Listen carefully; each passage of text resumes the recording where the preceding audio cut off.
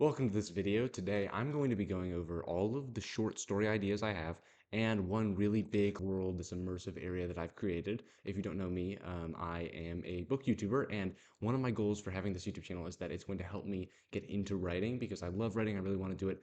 Anyway, so today I'm taking you guys through some of my short story ideas and then some of my other just ideas in terms of this one world that I really fleshed out and developed.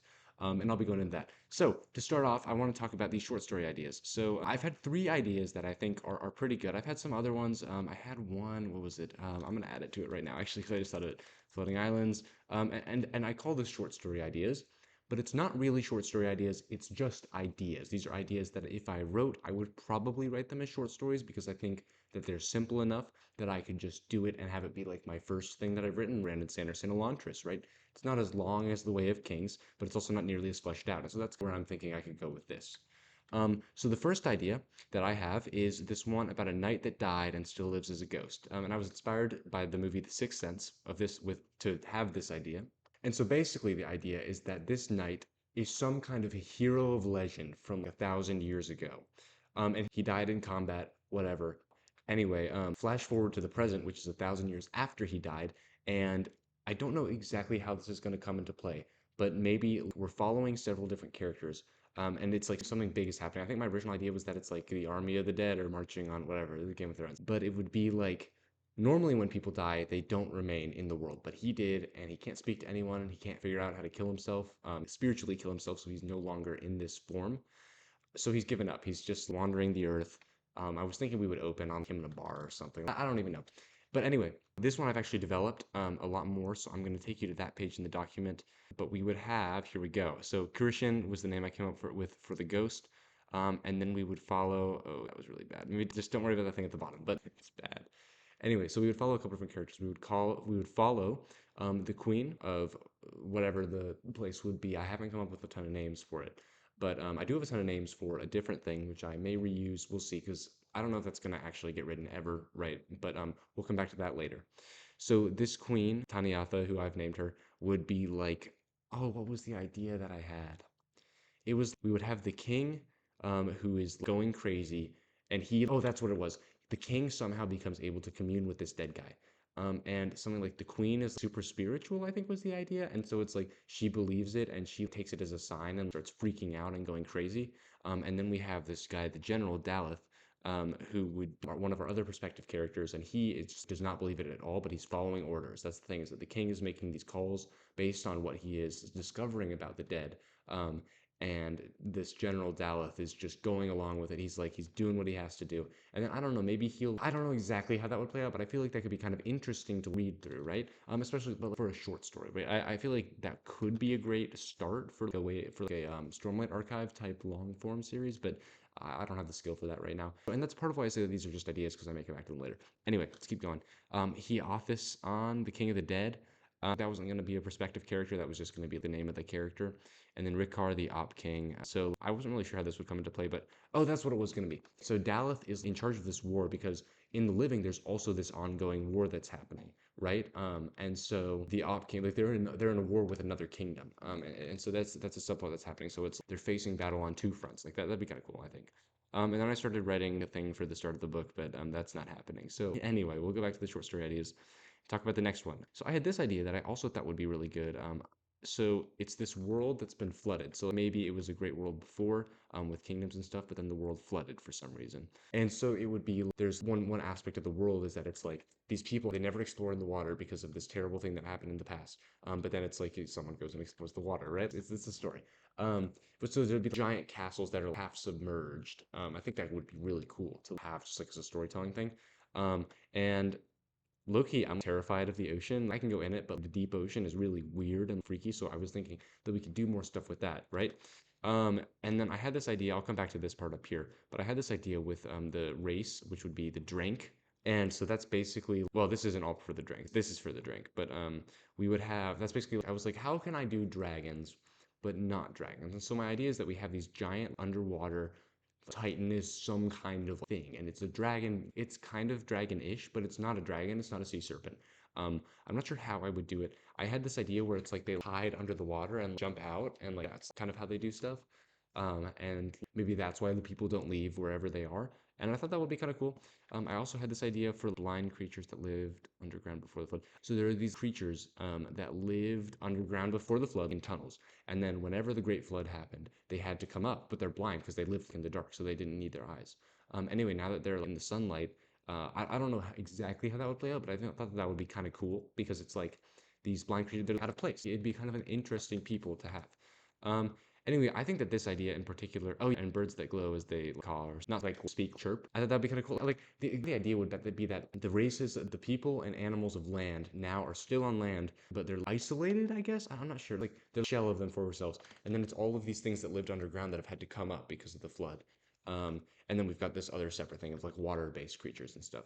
And so I thought that that was a really cool idea for a world. That one I haven't started writing anything for because I actually think that that may be, if I can get into writing, right? If in the event that this works out, I am going to take that idea and probably turn it into my Stormlight archive. So please do not take it, but it's just an idea. But I think it's pretty cool. I haven't come up with very much stuff for that yet, but I think that it could be really sick. So yep. Anyway, my next one, this is really different, but this is a sci-fi idea that I came up with. I haven't written anything about it here, but this is the one, I'm calling it Astroven, that I've actually started writing. We're not going to go into that totally right now, but we'll go into it a little bit later. But and then my other idea that I just added here was this selling the floating islands, Skyward Sword, Legend of Zelda, and I can't remember exactly what my idea was there, but you could have some magic that the magic allows them to float, and it's like I had this cool idea of because I have taken several physics classes, right? I'm not an expert, but I know some rudimentary stuff, especially regarding Earth and gravity. And I thought it would be cool if they have a physics system that their physics calculations are all wrong, or they're right, but it's like not the same as Earth. So it's like physics doesn't work the same way because there's stuff floating.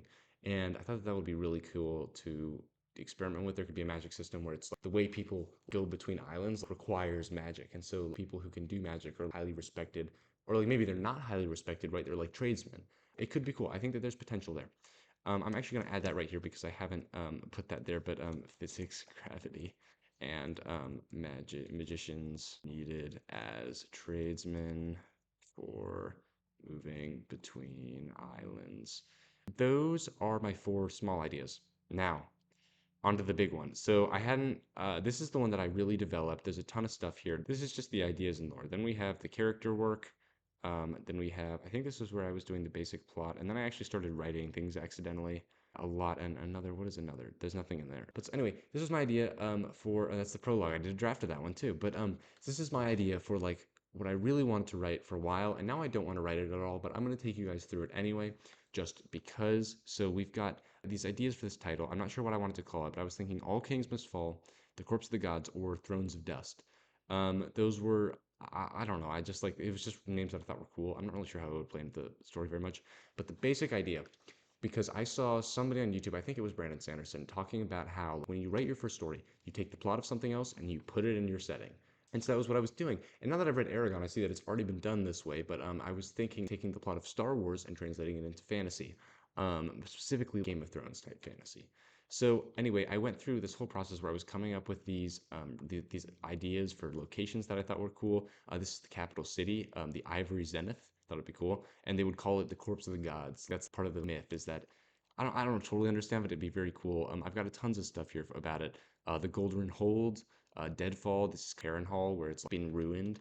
Ash and Ivy, the Bloody Temple, which is double meaning because it's the temple is red, but also because of there was a map. This is the Jedi Order 66. I don't know. We have Here Dies Honor. I thought this one I was really proud of. Here Dies Honor is the name of the Mos Eisley, or not Mos Eisley, wherever Jabba's palace. That's this equivalent. Stormreach, the Red God. Yeah, I don't know about that. Some of these have been canned. It's all been canned now, but pre-canning of the stacked section, there was some stuff that I canned. Anyway, then we have Ambition's Rest. That's the furthest north area. And I think my biggest one, this was Prime, my Game of Thrones addiction. And so I'm super influenced by Game of Thrones in this. And that's not necessarily a problem because that simplifies the world building process for me. But anyway, then we have some factions, Justice of the Red Gods. That's like the Jedi, the magic system. Oh, I did have this cool idea with Corvid, so I actually may bring this back. Maybe I won't tell you what that was, just to be safe. But basically, these giant crows that are like connected to that. I don't know. It was pretty cool. So it's like, oh, what was it? There was the gift. This is the Force, basically, but it only works on people's minds. It's some old magic. Oh, and then I had ChatGPT, or no, I didn't. I made this map. I think I did have ChatGPT generate a map, but it was not good, so I canned it. But I made this map. This was a rough outline of what the world would be. This would be the capital, the Ivory Zenith, and then we've got all this stuff. And then I thought it was pretty cool. I think I did a decent job with this. The basic plot, let me see if I've written it here. This is where I was doing some character work, I think. Women inherit castles. That was going to be a thing. I don't know. The problem was I had already written part of the story when I came up with that idea, and so it was hard for me to. I know I'm correcting this. It's not like I'm ever going to come back to it. But and then I was thinking that this would be the opening. Is that the opening is the king, who's the equivalent of the emperor, invites all of these nobles to a feast, and then he reveals that he's a dragon, and the dragon kills them all. I thought that that would be cool. Stark opening, get you interested, and then we wouldn't see him again for the rest of the book. He would come back in a later book in the series. We have, yeah, the Trasks, so that was part of me. I'm going to skip the prologue for now. Oh, well, I'll just show you it generally. I wrote a rudimentary, what did I put here? Is this comment? No, why did I highlight that? Whatever. This is the prologue. And I did several drafts of this. I'm just going to scroll through it so you guys can see. It's 15 pages. I did some legit work on this. And then the thing was that I was like really proud of it. But I would think that there's a thing that happens when you write something, you're really proud of it no matter what. When you become proud of it, it doesn't necessarily equate to when it's been becoming good. Because I was super proud of this and I showed it to my friends and they were like, oh, that's fine. And then my other friend was like, yeah, that's not good. He hated it, whatever. Anyway, super demoralizing, but I'm not the type to get demoralized. But, well, I'm not the type to get demoralized just like that, right? But then upon rereading it myself, I realized, oh shoot, they're actually right. It's kind of not good. So we canned that idea, and then let's see, let's keep going. So we have some character work. We have the king, and then I think I saw something else that said you have to know their motivation and your character's weakness. And so I was doing that. Oh, Peter's low battery. It's fine. But special traits. We had this guy. This was the Darth Vader stand-in, the Grey Knight. And then the idea would be that he's of withered roses because it's the symbol for the king is the rose, and so they're like he's the withered rose. I don't know. I thought that'd be cool. Some of this stuff, and then the basic plot. Let me see. Where do I have the basic? Oh, I have the basic plot here. Let me do this. Yes, I've got the basic plot. This is going to follow several characters. And I think I got kind of stuck, especially with this character, because I wasn't sure where Lisa was supposed to go. I had a vision for her for the whole series, but I didn't have a vision for her in the first book, and so I was going to minimize her presence. You can see where I started out doing very basic chapter summaries, and then I started actually writing the chapters. Not actually, but you know what I mean. So we had four main characters. We had Willem. Or no, that's the wrong. We had Kit first, who is a farmer. He's like Luke Skywalker. He joins the rebellion. He infiltrates the Ivory Zenith, whatever. They're trying to kill the dragon. That's the basic plot of the book. Um, and so he joins the rebellion, and then at the end, he gets to the dragon. This is blowing up the Death Star, except he gets cornered by Darth Vader. Not Darth Vader, the Grey Knight. And the Grey Knight kills him. But the Grey Knight, upon killing him, like has lucidity and realizes that he's been serving the wrong person. And then the book would end with him killing the dragon. And so the goal is accomplished, but the rebellion fails. I thought that'd be kind of cool. And then that sets up the Grey Knight to then become a protagonist, and maybe not a protagonist, but he's gray area like Jaime Lannister in the next book. And I thought that that would be really cool. That is an idea that I will probably never do unless it becomes relevant in like another series that I'm writing, but we will see about that. Then for the second plot B, we have Willem, who is the Prince of Snowfall. This is Robb Stark, basically. Father is killed in the Red Banquet. He receives the head, and then he gets. Oh no, this was Jon Snow, because he gets sent by the mother to the Ivory Zenith. And I can't remember. I think I was also having trouble with the mother. I wasn't sure whether I wanted to make her bad or good, because anyway, somehow he ends up as an intern, basically. He's like, I don't know, he's doing something at the Ivory Zenith for the king. He learns about the king's plans, secretly works to incite the rebellion, and is captured by the Grey Knight at the end of the book.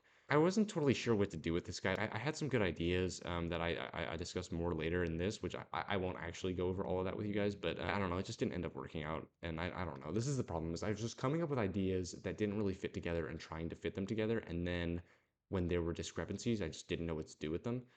So this was a learning experience, right? This is the first thing I really put time into. Then we have Yosef and Lucan. This is Uncle Owen, who does not die immediately in this version, and then we have Lucan, who is Obi-Wan. So we've got trying to help Kit learn the new ways and the old. So the idea is that Lucan is he's Obi-Wan. He's a member of the Bloody Fists of the Red Gods, whatever I called it. And he's trying to help Kit learn the old ways, the old magic. And Lucan doesn't. Wait, no, Lucan is the old one. Then Yosef, who is Uncle Owen, is really against this, and he wants him to be practical. Well, so it's all competing, and then Lucan dies, and then Yosef has his big revelation. That would happen earlier in the book. I wasn't sure how that would end, but my guess is that he disappears partway through and then he'll come back in the next book. Then we have, for the final plot, we have Lisa, who is Lisa Trask, which is Willem's sister. She's being trained to become the next ruler of Snowfall because, like I touched on earlier, women control the castles, or they have the birthright. So it's the flip on European custom. And she's receiving some word from her brother and deciding to act. And this is where I became lost because I wanted her ultimately to set up a second rebellion. So we have a rebellion that's most of the south and the north, south, east, the west of the kingdom against the Ivory Zenith. I can go back to that map to show you actually. So I wanted a rebellion happening over here.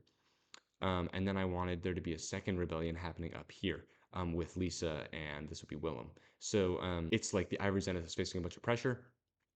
And then I can't remember what I wanted to happen. I think I originally introduced her as a character because I wanted Lisa to have to marry someone at Goldren Hold and be sent away. Or maybe I was doing that to Willem. No, that was Willem, I think. Because they were trying to get Goldren Hold. So they were going to marry Willem off to Goldren Hold. But that didn't make sense. Yeah, so this is the problem with the book. It just doesn't really make sense.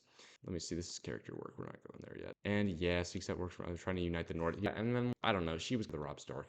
I don't know. The thing is, it just didn't really make sense. I don't totally know what I was doing, honestly, quite frankly. I was also writing this between doing other tasks, and so I didn't really know what was happening. This is where I also tried to do a basic plot. So anyway, that's this idea. A lot of work went into it, a lot of work that will probably never be used. I've got family tree happening here, characters that I thought of that I wanted to use later, but I wasn't really sure what to do with for this book.